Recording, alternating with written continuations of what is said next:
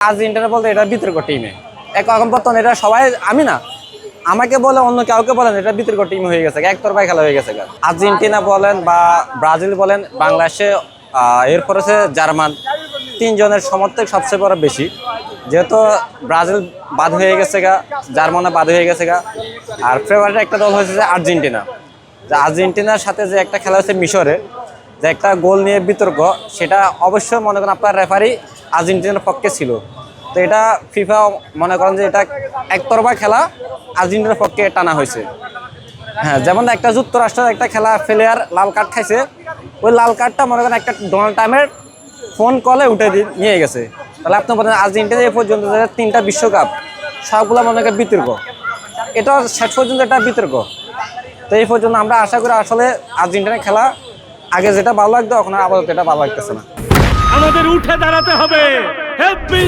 speed সকল অন্যায়ের বিরুদ্ধে রুখে দাঁড়ানোর এনার্জি পার্টনার এমন এটা আসলে বিশ্বের মধ্যে আপনার ফিফা যত যুক্তরাষ্ট্র মানে 3 দেশ মিলে আয়োজিত হ্যাঁ এটা মুসলিমদের সাথে একটা অবিচার করা হইতেছে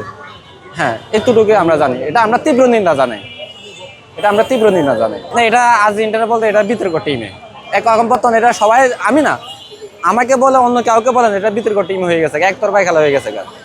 এটা হয়তো বা খেলার কথা তো আমি তো বলতে পারি না তো হ্যাঁ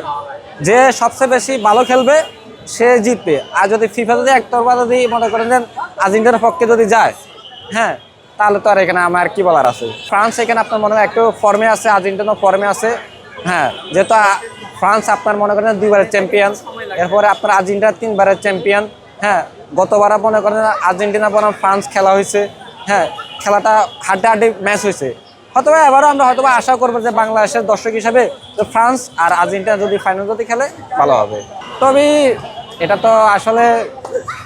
ওই হিসাব করে যদি আমরা মুসলিমের সাপোর্ট করে যদি করি মুসলিমের সাথে অফিসার আসলে